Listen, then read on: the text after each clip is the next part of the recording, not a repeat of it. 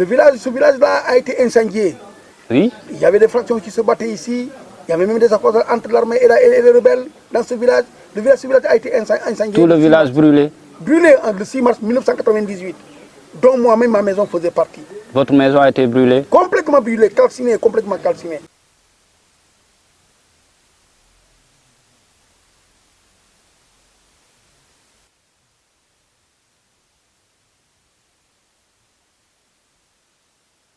Je m'appelle Youba Koli. Je suis natif du village de Djounungé. Je suis une personne ressource dans le village de Djounungé. Alors, brièvement, présentez-nous ce village Djounungé. Effectivement, le village de Djounungé, c'est un village qui fait partie de la commune de Guinaki, dans les 25 villages de la commune de Guinaki. Et c'est le dernier village de la commune de Guinaki à l'est. Et qui est frontalier avec la commune de Souel. Oui. Alors, Djounungé, un peu l'histoire du nom de ce village, c'est quoi? Djounungé, bon, historiquement, d'après ce que j'ai entendu de nos grands-pères, Djounungé, c'est un village redouté. Un village dont quand le Mandin était venu ici pour conquérir le village, Djounungé s'est battu farouchement.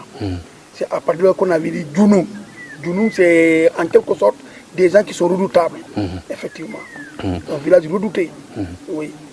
Alors, Djounungé, un village de la Casamance, nous avons l'habitude, quand nous partons dans des localités comme ça, de voir les difficultés que rencontrent les populations. À Djounungé, vous avez des difficultés? Effectivement, Diallo, Djounungé est confronté à beaucoup de difficultés. Comme vous le savez, cette crise-là est passée par là. Djounungé a vécu vraiment des moments trop difficiles dans cette crise.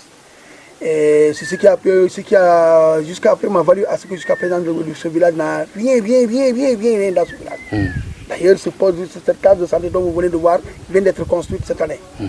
Et plus encore, nous n'avons pas une route, nous n'avons pas d'électricité, nous n'avons pas d'eau, nous n'avons rien ici dans ce village-là. Rien n'a bénéficié, le village n'a bénéficié de rien par rapport à l'État. Rien n'est dans ce village-là. Oui. Vous l'avez dit, une case de santé construite récemment, elle est toute neuve. Et qui n'a même pas été inaugurée. Elle est toute neuve, oui. Oui. Alors, comment est-ce que les populations faisaient pour se soigner? Les populations faisaient la navette. Si vous prenez le tronçon entre Djounungé et Balandine, parce que nous ici, notre case de santé était polarisée par le poste de santé de Balandine. Et il fallait traverser. C'est des kilomètres. C'est des kilomètres et aussi encore il y avait la boue. Il fallait entrer dans la boue et même voir les femmes parvenir même à accoucher en plein air dans l'espace entre Djounungé et Balandine avant de traverser le petit fleuve. C'était vraiment un calvaire vraiment terrible pour les femmes et pour les populations pour aller se soigner à l'autre côté. Oui. Aujourd'hui, cette case de santé toute effectivement, neuve... cette case de santé vraiment est venue à son heure. Cette case de santé est venue à son heure. Sincèrement, les villages sont très contents par rapport vraiment à la construction de cette case de santé. Alors, vous avez reçu du matériel ce matin, des organisations qui représentent aujourd'hui l'amiral Farbassar qui travaille pour la paix en Casamance. Effectivement, nous avons reçu une dotation de la part, comme vous le savez, comme vous le dites, et du comité Adopte, de COSPA et de d'autres associations qui sont en train de se battre pour la paix en Casamance, dont Djounungé fait partie. Et vous êtes sans savoir que vraiment le commandant de la fraction qui était à Yakaï s'appelle Fatoma, les natifs de ce village. Donc par rapport à ça, le village a fait une demande à l'encontre de ces associations qui nous ont finalement vraiment octroyé vraiment du matériel qui doit servir vraiment à la case de santé nouvellement construite. Alors vous l'avez dit tout à l'heure, Djounungé a vécu des moments sombres liés au conflit armé en Casamance. Effectivement. Oui, c'était quoi? Ce village-là a été incendié. Oui. Il y avait des fractions qui se battaient ici. Il y avait même des accords entre l'armée et les rebelles dans ce village. Ce village a été incendié. Tout le village brûlé? Brûlé le 6 mars 1998, dont moi-même ma maison faisait partie.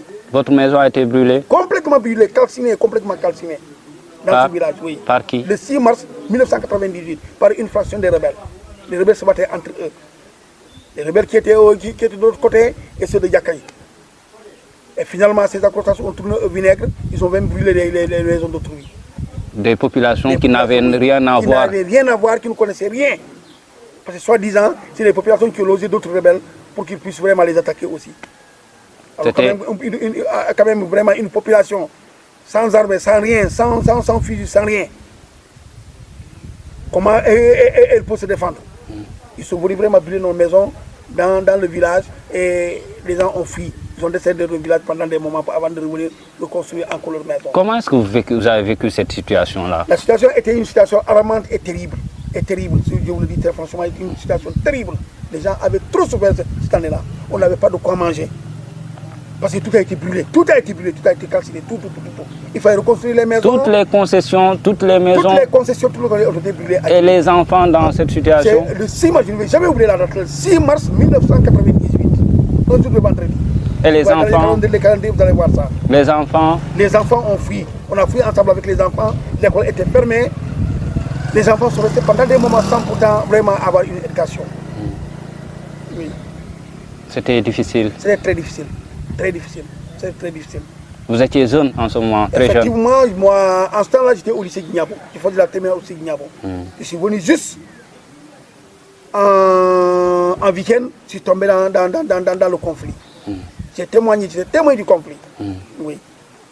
Alors, comment est-ce que vous êtes organisé pour revenir dans le village, reconstruire les maisons? On se débrouille par les moyens de bord. Les gens sont entre-aidés avec les parents qui sont à Dakar et ailleurs. Les gens sont débrouillés, on est revenu, on a construit. Et finalement, bon, on est obligé de rester et continuer nos travaux. Oui, petit à petit, les gens ont commencé vraiment aussi à gagner leur pain. Et ça soit définitivement comme nous l'avons fait jusqu'à présent. Aujourd'hui, la paix, on respire la paix. Vous êtes content de cette situation? Je ne peux pas mesurer, je ne peux pas vous dire combien de fois les populations sont vraiment satisfaites de cette paix-là. Avec surtout le dépôt des armes par Diakaï. Avec le dépôt des armes, on ne peut pas vraiment remercier ces fils valeureux. Moi, je les appelle les fils valeureux.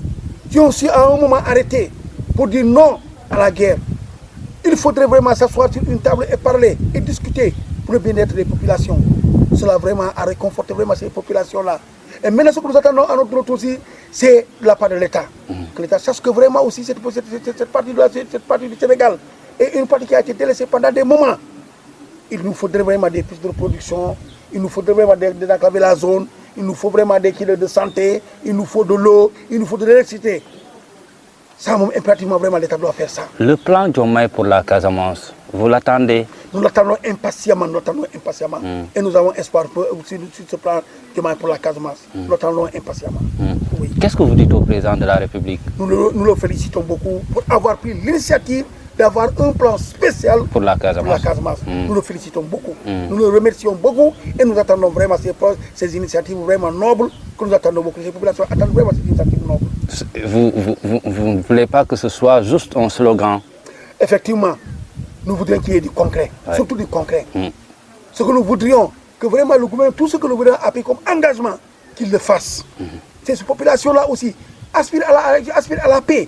Ils vont essayer de continuer les négociations, de continuer à sensibiliser les gens pour que ceux qui n'ont pas compris puissent comprendre, pour que vraiment cette paix puisse s'installer définitivement. Oui. Je vous remercie. Merci.